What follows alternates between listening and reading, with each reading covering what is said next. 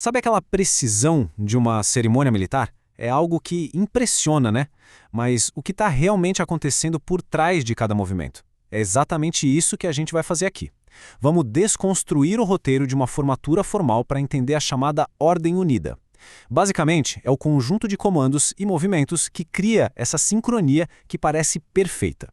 A ideia é desvendar o simbolismo e a coreografia por trás de cada gesto. Ok, para a gente entender o todo, vamos quebrar a cerimônia em 5 partes principais, começando pelo ritual de abertura, passando pela apresentação da tropa, o hino, o desfile e, por fim, o ritual de encerramento. Cada um desses atos tem um propósito e se encaixa no outro, tudo de forma bem pensada. Então vamos lá. O primeiro ato, o ritual de abertura. E tudo começa com a incorporação da bandeira nacional. E olha, isso não é um ato qualquer não. É um processo super solene, com vários passos, tudo projetado para já estabelecer aquele tom de respeito e patriotismo logo de cara. E a sequência é, nossa, meticulosa. Não tem espaço nenhum para improviso aqui. O comandante da tropa brada sentido e depois ombro-arma. Em seguida vem a ordem bandeira, avançar. E aí a guarda-bandeira avança e tem até uma música específica para isso, um toque de corneta chamado Alvorada de Los Chiavo.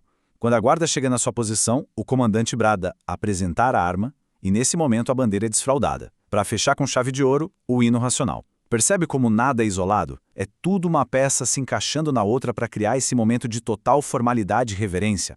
Certo? Bandeira incorporada, vamos para o segundo ato, a apresentação da tropa. É agora que a cerimônia reforça a cadeia de comando. A tropa é, entre aspas, entregue oficialmente para a autoridade de maior patente que estiver ali. É um momento que deixa bem clara a estrutura de hierarquia. E aqui tem um detalhe muito interessante. O comando usado para apresentar a tropa não é sempre o mesmo. Ele muda dependendo de quem está recebendo a apresentação. Parece só um detalhe, né?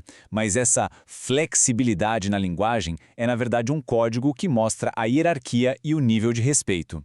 Vamos ver isso na prática. Existem basicamente 2 comandos. O ombro-arma, que é usado para uma apresentação, digamos, padrão, e o apresentar arma, que é reservado para uma autoridade de nível mais alto, mostrando uma deferência maior. Então a escolha entre um e outro funciona como um código, sabe? Todo mundo que está ali entende na hora o nível de importância da autoridade que está sendo homenageada só pelo comando que foi usado.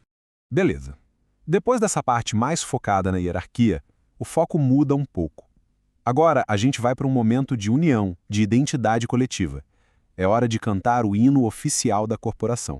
E é um momento simples, mas muito poderoso. A tropa inteira entra em posição de sentido para cantar o hino. E só depois que termina eles voltam para a posição de descansar. É uma ação coletiva, todo mundo agindo como se fosse um só corpo, cantando junto. É um reforço sonoro, sabe? Da unidade, do espírito de corpo que esses rituais buscam construir. Agora sim a gente chega no que muita gente considera o clímax da cerimônia, o desfile. Uma demonstração de precisão. E olha, não é só uma marcha não, hein? É uma exibição dinâmica de disciplina, de sincronia, de movimento coletivo. É feito para impressionar mesmo, para mostrar o controle e a coesão da tropa. E se a gente quer falar de precisão, olha só essa instrução. A marcha só começa depois que o comandante executa o movimento de direita volver. E não é só isso, também tem que esperar a bandeira nacional terminar completamente o giro dela. Isso é incrível, né? Mostra o nível do detalhe. O início de tudo está sincronizado não só com o comandante, mas com o movimento da própria bandeira. É uma precisão quase milimétrica. E durante o desfile tem um termo-chave, continência. A tropa marcha em continência, que é basicamente uma saudação contínua à maior autoridade presente que fica lá num palanque central. Ou seja, o desfile não é só ir de um ponto A a um ponto B. Ele se transforma numa grande saudação em movimento. É a tropa inteira mostrando respeito enquanto marcha. Bom, e toda cerimônia tem um fim. Chegamos ao 5º e último ato, o ritual de encerramento. E ele é tão formal quanto o começo.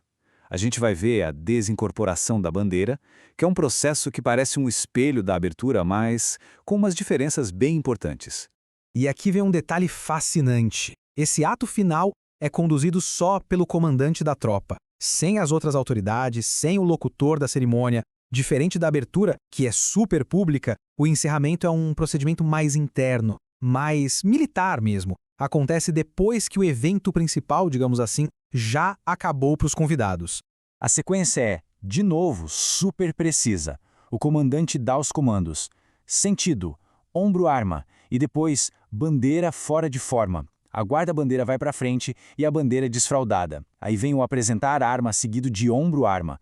Mas o detalhe que eu acho mais legal está no passo 5. O comandante fica em silêncio, esperando a guarda-bandeira se retirar. Não tem pressa, é uma pausa de respeito mesmo. Só depois que a guarda se afasta é que a tropa recebe o comando para descansar.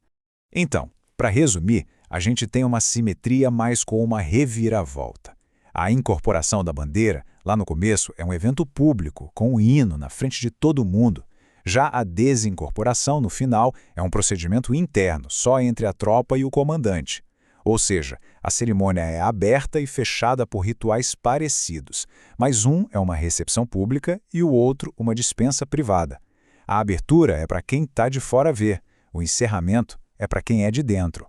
E tudo isso leva a gente a pensar, né? Em pleno século XXI, numa era de tecnologia, de policiamento moderno, qual é o papel de um ritual tão preciso com tradições de séculos? Por que a disciplina, a hierarquia, o simbolismo, porque tudo isso continua sendo tão fundamental em instituições modernas? Fica aí a pergunta para a gente refletir. O que esses rituais, no fim das contas, realmente cultivam em quem participa deles?